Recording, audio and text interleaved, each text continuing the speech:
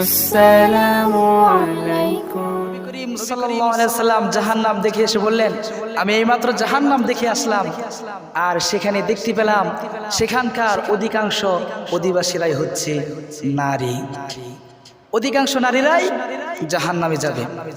এর কারণ হিসেবে নবী করিম সাল্লাল্লাহু আলাইহি সাল্লাম বলেন, এর এক নাম্বার কারণ হচ্ছে তারা এমন পাতলা কাপড় পরিধান করে, যেই পাতলা কাপড় পরিধান করার পরেও তাদের শরীর দেখা যায় তারা উলঙ্গ থাকে।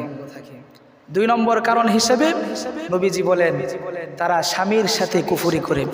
স্বামী বেচারা সারা জীবন তাকে ভালোবাসলো, খেতে দিল, পড়তে দিল, মোহাব্বত করলো, একদিন কিছু দিতে না পারলেই বলে, আমার স্বামী সারা জীবনে আমাকে কিছুই দিল না, সারা জীবন শুধু কষ্টই দিল, আমি আমার স্বামীর কাছ থেকে কিছুই পেলাম না। তারা এরকম স্বামীর নামে বদনাম করে, এই কারণে তারা জাহান্নামে যাবে।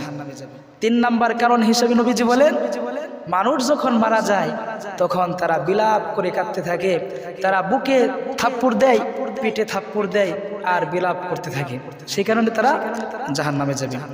চার নাম্বার কারণ হিসেবে নবীজি বলেন, যখন একজন মহিলা একজন মহিলার সাথে ঝগড়া লাগে, একে অপরের সাথে ঝগড়া করার সময় একে অপরকে অভিশাপ দেয়, একে অপরকে লানত করে বলতে থাকে, তোর উপর আল্লাহর গজব পড়ুক, তোর উপর আল্লাহর ঠাডা পড়ুক, আল্লাহ তোর সন্তানকে নিয়ে যাক, তোর এই সমস্যা হোক, তুই অ্যাক্সিডেন্টে মারা যাক, এরকম তারা বিভিন্নভাবে তারা অভিশাপ দিতে থাকে।